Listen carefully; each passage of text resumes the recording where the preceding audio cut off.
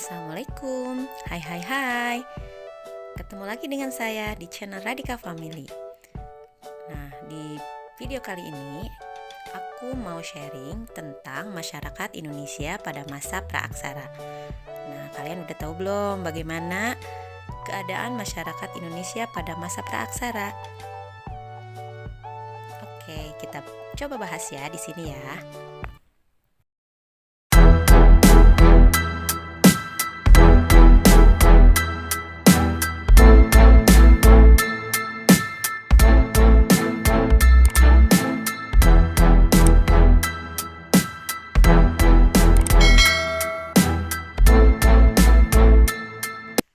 Manusia merupakan makhluk yang berakal dan memiliki kehendak.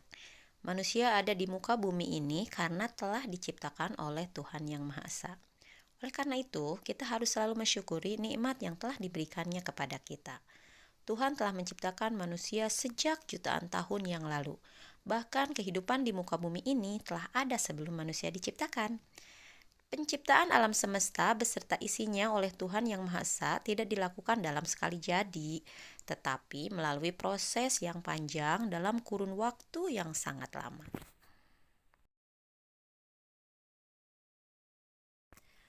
Pada masa awal penciptaannya, apakah manusia sudah seperti sekarang ini? Seperti halnya dengan alam semesta, manusia juga mengalami perkembangan dari awal diciptakannya. Bukan hanya dalam hal populasi atau jumlahnya, melainkan juga dalam tingkat kecerdasan dan bentuk tubuhnya. Perkembangan manusia hingga bisa seperti saat ini memerlukan proses yang sangat lama loh. Dimulai dari kehidupan manusia yang sangat sederhana, yang belum mengenal tulisan atau zaman praaksara, sampai dengan manusia modern seperti saat ini.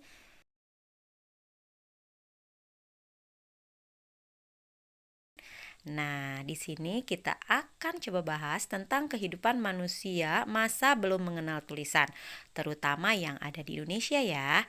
Nah, kita coba juga akan mempelajari tentang keadaan lingkungan, keadaan manusianya, teknologinya, dan juga kehidupan sosial budaya manusia praaksara.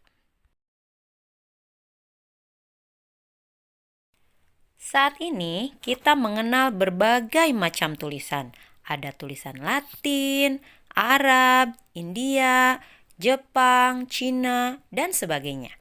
Pada zaman dahulu, manusia belum dapat membaca dan menulis. Peristiwa-peristiwa yang dialami hanya diingat saja, kemudian diceritakan dari mulut ke mulut kepada anak cucu atau dikenal dengan istilah oral history. Oleh karena itu, kita tidak memperoleh peninggalan tertulis dari masa itu. Masa ketika belum ada seorang pun dapat membaca dan menulis inilah yang disebut dengan zaman praaksara atau prasejarah. Adapun masa di mana manusia telah dapat membaca dan menulis dinamakan dengan zaman aksara atau sejarah. Nah, tentunya Indonesia pun mempunyai zaman praaksara dan zaman aksaranya sendiri ya. Manusia yang diperkirakan hidup pada masa praaksara adalah manusia purba. Kita tidak dapat mengetahui sejarah serta kebudayaan manusia pada masa itu melalui tulisan. Satu-satunya sumber untuk mengetahui kehidupan manusia purba hanya melalui peninggalan-peninggalan yang mereka tinggalkan. Peninggalan-peninggalan tersebut apa saja? Nah, ini dia ya. 1. Fosil. Fosil berasal dari bahasa Latin, yaitu fodere yang artinya menggali. Fosil dalam ilmu sejarah dipahami sebagai sisa-sisa tulang belulang hewan dan manusia purba yang sudah membatu. Dengan mempelajari fosil, kita tidak hanya memahami kehidupan dari zaman ke zaman di muka bumi ini. Pada saat yang sama, kita juga mengetahui bagaimana kehidupan yang sederhana ke yang lebih rumit. Hal ini berarti fosil menyajikan bukti-bukti yang dapat mendukung teori evolusi. Kedua, artefak. Artefak berasal dari bahasa Latin, yaitu art yang berarti seni dan fecere yang berarti membuat. Artefak adalah benda-benda seperti alat atau perkakas senjata, dan perhiasan yang menunjukkan taraf perkembangan kebudayaan manusia purba. Artefak dapat dibuat dari bahan batu, tulang, logam, kayu, dan sebagainya. Dengan mempelajari artefak, kita bisa mengetahui bahwa manusia praaksara berusaha mempertahankan hidup mereka dengan menciptakan kebudayaan material. Kita juga mengerti bahwa kebudayaan manusia purba semakin canggih dan modern. Mereka mulai menciptakan alat yang paling sederhana, misalnya membuat alat-alat berburu atau bercocok tanam dari serpihan batu sampai kemampuan membuat alat-alat logam. Inilah sebabnya mengapa kemudian disimpulkan bahwa hasil karya manusia pada masa praaksara mencapai puncaknya pada saat sudah mulai ditemukan dan dikenal teknik peleburan dan penuangan logam. Nah, bukti-bukti itulah yang ditinggalkan manusia pada zaman itu. Sebagian besar telah membatu karena lamanya tersimpan dalam batu dan usianya ratusan ribu, bahkan sampai jutaan tahun yang lalu. Bagi tiap-tiap bangsa, berakhirnya masa praaksara itu tidak sama ya. Adapun untuk bangsa Indonesia, meninggalkan masa praaksara pada tahun 400-an Masehi. Hal itu dapat diketahui dari batu bertulis yang terdapat di Muara Kaman, Kalimantan Timur. Prasasti tersebut tidak berangka tahun, namun bahasa dan bentuk huruf yang dipakai memberi petunjuk bahwa prasasti itu dibuat sekitar 400 Masehi. Nah, sekarang kamu sudah tahu kan bagaimana adanya zaman praaksara itu, yaitu dari adanya bukti-bukti itu tadi, yaitu fosil dan artefak. Oke, selanjutnya jenis-jenis manusia purba apa saja sih yang ada di Indonesia? Nah, manusia yang hidup di Indonesia pada masa praaksara disebut dengan manusia purba Indonesia ya. Kehidupan manusia purba masih sangatlah sederhana. Mereka belum mengenal tulisan. Makanan yang mereka makan hanya disediakan oleh alam dan kehidupannya berpindah-pindah atau kita sebut juga dengan nomaden. Daerah yang disukai sebagai tempat tinggal manusia purba adalah daerah-daerah yang dekat dengan sumber air, misalnya di tepi sungai, danau, atau laut. Dari fosil-fosil yang ditemukan, baik di Indonesia maupun di luar Indonesia, para ahli berkesimpulan bahwa makhluk hidup yang pernah ada mengalami perubahan dalam waktu yang cukup lama, atau disebut juga dengan evolusi. Perubahan-perubahan yang terjadi meliputi perubahan bentuk tubuh, wajah, maupun volume otaknya.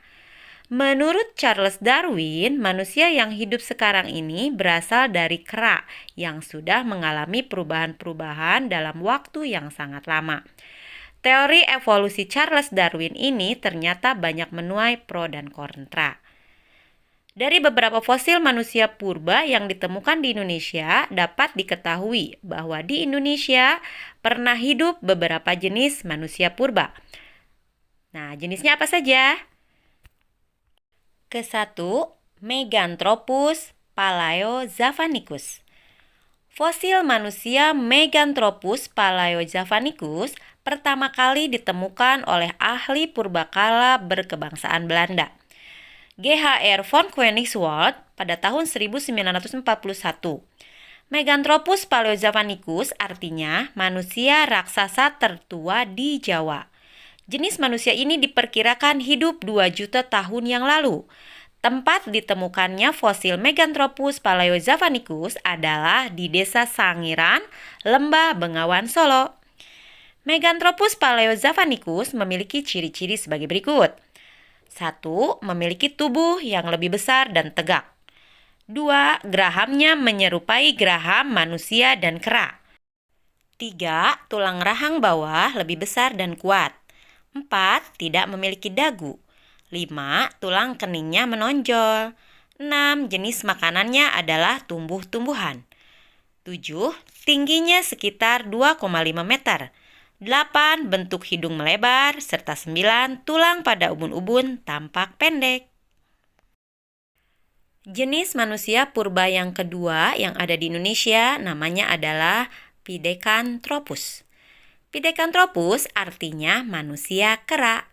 Fosil Pithecanthropus ditemukan di beberapa tempat, yaitu diantaranya di Peming, Trinil, Sangiran, Ngandong, dan Kedung Brubus.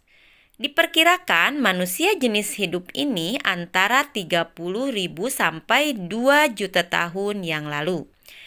Pithecanthropus terdiri atas 3 jenis, yaitu Pithecanthropus mujucortensis, Pithecanthropus erectus, dan Pithecanthropus soloensis.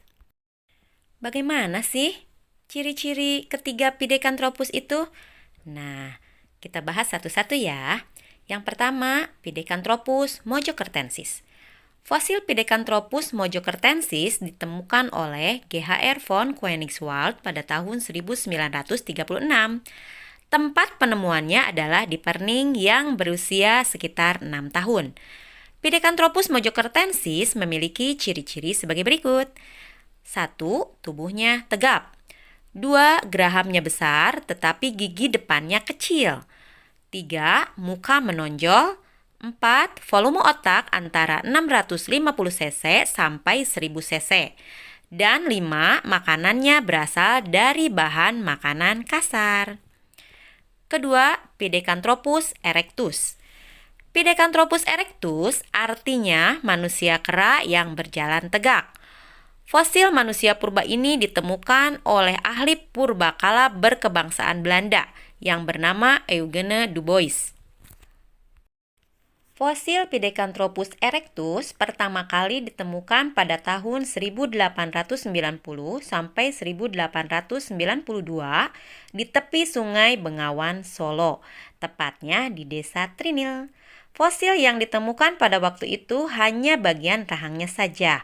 Kemudian pada tahun 1891 ditemukan lagi bagian geraham dan bagian atas tengkorak. Selanjutnya lagi sebuah geraham dan sebuah tulang paha kiri pada tahun 1892. Manusia purba jenis Pithecanthropus erectus ini memiliki ciri-ciri sebagai berikut. 1. Tinggi tubuhnya kurang lebih 1,65 meter. 2. Tulang keningnya sangat menonjol. 3. Memiliki geraham yang sangat kuat dan lebih besar daripada geraham manusia. 4. Tulang pahanya digunakan untuk berjalan dengan tegak. 5. Volume otaknya sekitar 900 cc, serta 6. Berat badan sekitar 100 kg. Ketiga, Pithecanthropus soloensis. Pithecanthropus soloensis artinya manusia kera dari Solo. Fosilnya ditemukan pada tahun 1931 oleh G.H.R. von Koenigswald dan Open North. Tempat penemuannya di Ngandong, tepi Bengawan, Solo.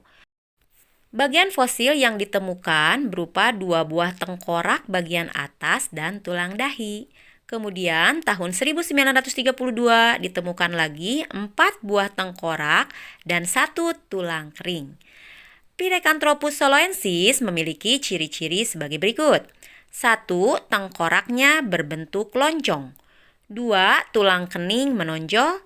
3. Rongga mata lebih panjang dari Pithecanthropus jenis yang lainnya. 4. Memiliki tinggi 165 sampai 180 cm. Dan 5. Volume otak sekitar 1000 sampai 1300 cc. Selanjutnya, jenis manusia purba di Indonesia yang ketiga adalah jenis Homo. Manusia jenis Homo ini terdiri atas 1. Homo erectus. Homo erectus adalah manusia yang berjalan tegak. Termasuk dalam Homo erectus adalah Homo soloensis yang artinya manusia dari Solo. Fosil Homo soloensis ditemukan oleh G.H.R. von Koenigswald dan Weidenreich pada tahun 1931 sampai 1934 di Lembah Bengawan, Solo, tepatnya di Ngandong, Sambung Macan, dan Ngawi. Homo soloensis diperkirakan hidup 150.000 tahun yang lalu. Jenis yang kedua yaitu Homo sapiens. Homo sapiens berarti manusia yang cerdas. Manusia purba ini merupakan manusia selanjutnya yang ditemukan pernah hidup pada masa praaksara. Manusia jenis ini diperkirakan hidup antara 25.000 sampai 40.000 juta tahun yang lalu. Homo sapiens sudah berjalan dengan tegak dan sempurna. Termasuk dalam jenis Homo sapiens adalah Homo wajakensis atau manusia dari wajak. Fosilnya ditemukan oleh Van Riethouten pada tahun 1889. Fosil yang ditemukan berupa tengkorak, rahang bawah, dan ruas leher. Penemuan ini kemudian diteliti lebih lanjut oleh Eugene Du Bois. Homo sapiens memiliki ciri-ciri sebagai berikut. 1. Kening tidak menonjol. 2. Memiliki dagu. 3. Tinggi antara 130 sampai 210 cm. 4. Berat badan antara 30 sampai 150 kg. Dan 5. Volume otak sekitar 1350 sampai 1450 cc. Nah, sekarang kalian sudah tahu kan jenis-jenis manusia purba yang ada di Indonesia. Semoga video ini dapat bermanfaat ya untuk kalian dan dapat menambah wawasan kamu. Lalu bagaimana kehidupan manusia pada masa praaksara? Nah, untuk ini akan kita bahas pada part 2 ya di video selanjutnya. Oke? See you next video. Dadah. Assalamualaikum warahmatullahi wabarakatuh.